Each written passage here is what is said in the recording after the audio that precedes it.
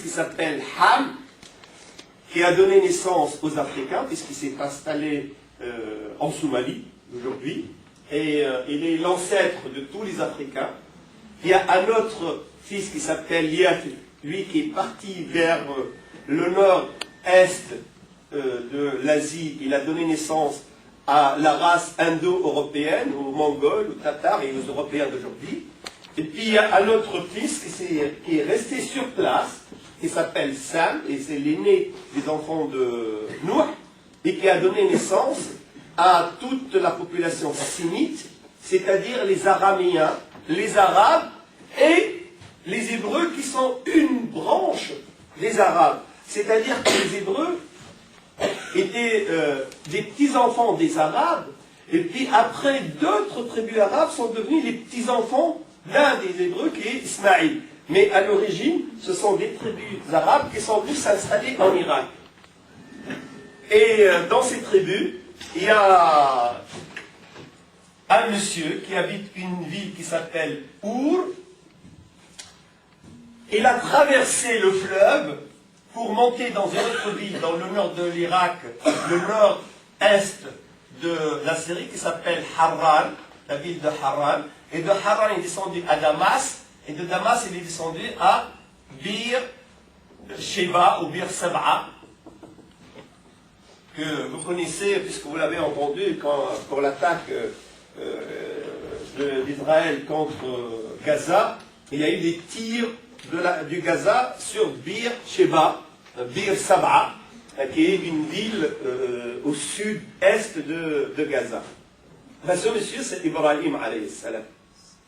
Et on l'a appelé Apirou, Ibri, parce qu'il a traversé Abara. Je vous ai dit que ça vient d'origine sémite. Il y a trois langues sémites essentiellement, l'arabe, l'hébreu et l'aramien.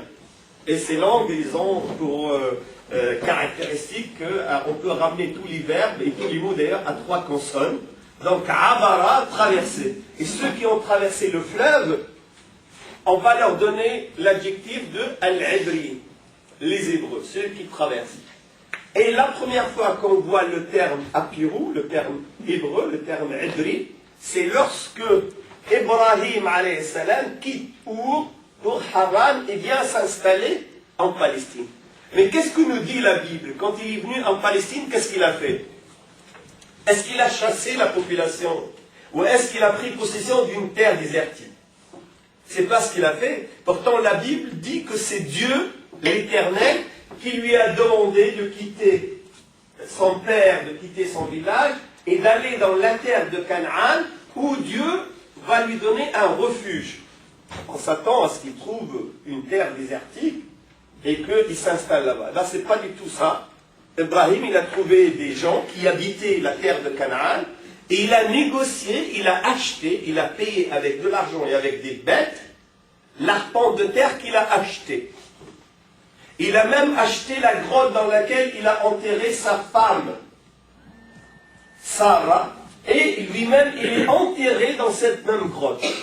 Et il y a la mosquée, le Haram el-Ibrahim, qui existe aujourd'hui, dans une ville qui s'appelle Al-Khalil. Al-Khalil, c'est l'adjectif d'Ibrahim alayhi salam, et cette ville, elle existe toujours. Mais la Bible nous dit qu'Ibrahim, quand il est venu dans la terre de Canaan, on s'attendait à ce que cette terre soit désertique, ou alors qu'il livre bataille pour chasser la population. C'est pas du tout ce qu'il a fait, c'est pas du tout ce que dit la Bible. Elle dit qu'il a acheté. Donc il a acheté à des gens qui étaient les propriétaires, des gens qui étaient là avant lui, des gens que Ibrahim alayhi salam reconnaît leur antériorité, reconnaît leur propriété sur cette terre. Il a acheté. D'ailleurs, il a acheté plusieurs fois des fermes. Il a commencé à faire l'élevage. Et après lui, son fils Ishaq, alayhi salam, il a fait la même chose. Et son petit-fils Yaqub, qu'on va appeler plus tard Israël, il a fait la même chose. Donc, les Hébreux, quand ils sont venus de l'Irak en terre de Canaan, ils ont trouvé un peuple. Et est-ce que ce peuple-là, c'est un peuple hébreu? Bien sûr que non, puisque on a donné le terme hébreu pour les gens qui ont traversé le fleuve de l'Irak, mais la population de Palestine était déjà là depuis entre 1800 et 2500 ans, depuis quelques siècles, il y avait déjà une civilisation, une sédentarisation dans cette terre-là. Et la Bible nous dit que ce sont les enfants de Canaan qui peuplaient la Palestine. Donc, première vérité historique, c'est que le père, le premier hébreu, qui est Ibrahim alayhi salam, quand il est venu en Palestine, il n'a pas trouvé une terre sans peuple pour un peuple sans terre, comme diffuse maintenant la propagande sioniste. Il a trouvé une terre avec un peuple, il était obligé de négocier avec ce peuple pour acheter justement cette terre. Et je résume, parce que vous êtes tous des étudiants dans un institut islamique, vous connaissez beaucoup, pas bien un tout petit peu l'histoire. Ibrahim alayhi salam s'est installé en Palestine, et il a eu une descendance, il a eu un fils qui est devenu prophète, lui aussi Ishaq, il a eu un petit-fils qui est devenu prophète, Yaqub, et Yaqub est resté en Palestine jusqu'à ce qu'il ait 12 enfants. Il a eu 12 garçons et une fille. Bon, la fille, on n'en parle pratiquement jamais, on parle des 12 garçons. Il a eu 4 femmes, Yaqub. La première femme, Léa, il ne voulait pas se marier avec Léa. Et ce que je vous raconte, c'est la Bible qu'il raconte. Il voulait se marier avec Rachel, avec Rahil. Seulement, son beau-père l'a arnaqué. C'est-à-dire que lui, il a séduit Rachel, il a demandé la main de Rachel, et on lui a donné la main de Rachel, et la nuit de noces, quand il a enlevé le voile, et s'est découvert en face de Léa. Et bon, la nuit de noces, je ne connais pas beaucoup de gens qui disent, là, je vais arrêter là. Voilà, elle dit, tant pis. Seulement, il a été le lendemain déposé plainte, et le papa, il lui a dit, oui, mais Léa, elle est la plus âgée, et on n'avait pas pour habitude de marier la plus jeune avant la plus âgée. Il a dit, mais pourquoi tu m'as rien dit? Il a dit, parce qu'on ne voulait pas te perdre. On voulait, mais si tu veux Rachel, on te la donne aussi. Seulement, tu dois travailler pour nous pendant 7 ans. C'est ça la dot, et on te donne Rachel. Et à l'époque, d'ailleurs jusqu'à maintenant, dans la législation juive, on peut se marier avec 2 sœurs. Et il se trouve que Léa ne lui a pas donné d'enfant. Et comme elle ne lui a pas donné d'enfant, il était très, très triste. Elle lui a offert, et là on va retrouver cette anecdote, cette scène plusieurs fois dans l'histoire des Israéliens. Elle lui a offert sa domestique, lui a offert sa servante, qui s'appelle Zilpa, et Zilpa lui a donné 2 enfants.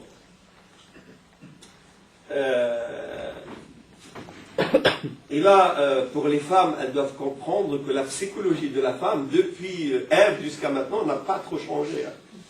Le fait que la domestique ait 2 enfants, ça a tellement énervé Léa qu'elle est devenue, elle était stérile, elle est devenue féconde, et elle lui a donné 6 garçons et une fille. D'ailleurs, la seule fille, c'était Léa qui lui a donné.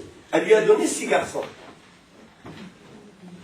Parce qu'elle ne supportait pas le regard qu'il a pour la servante et ses enfants. Et après 7 ans, il s'est remarié avec Rachel. Et rebolote, Rachel n'était pas féconde.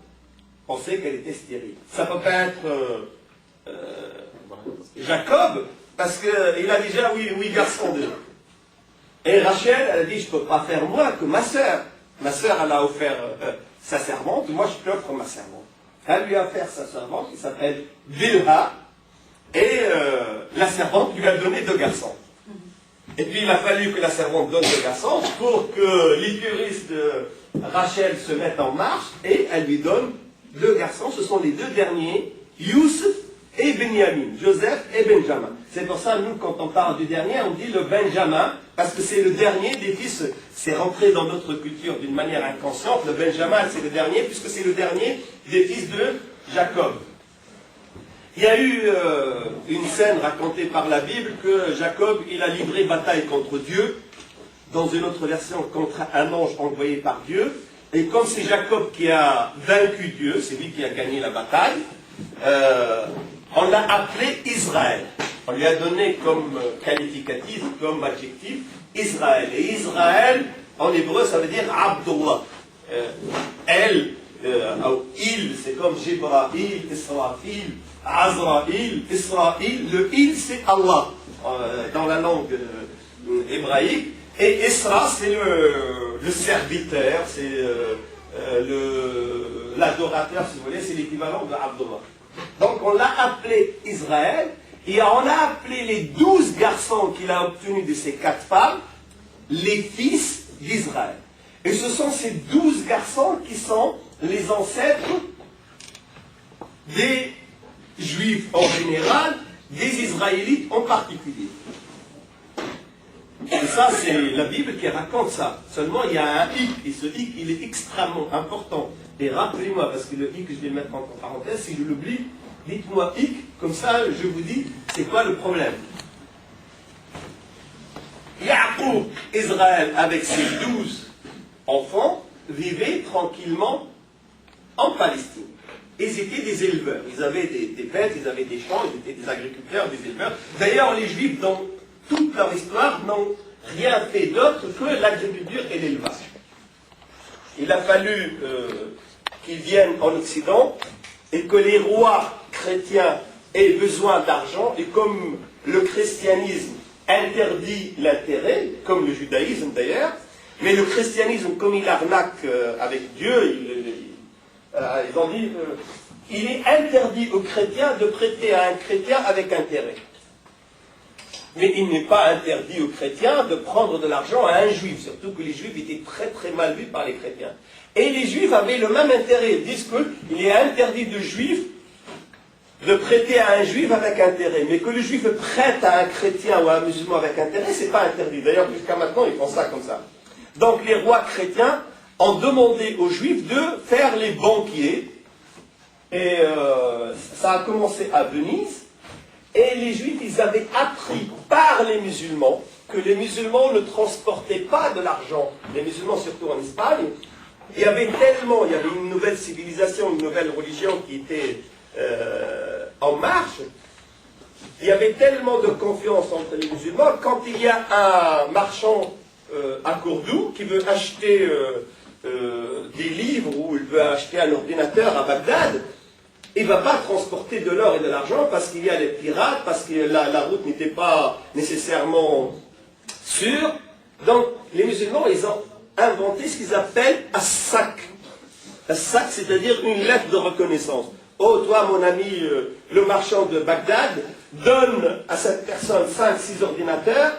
Voilà ce billet-là, il est signé, et je te paierai plus tard. Et sac, c'est l'origine du chèque. Parce que les Juifs, ils ne disent pas sac, ils disent chèque. C'est le chèque qui existe aujourd'hui.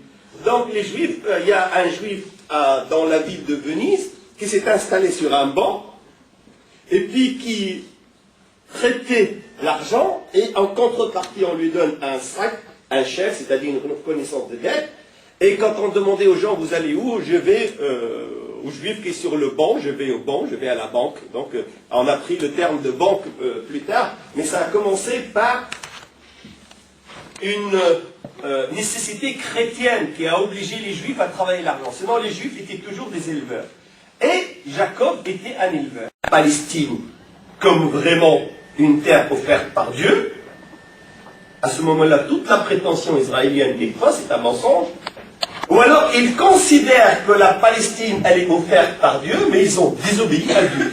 Ils sont punis pour cette désobéissance.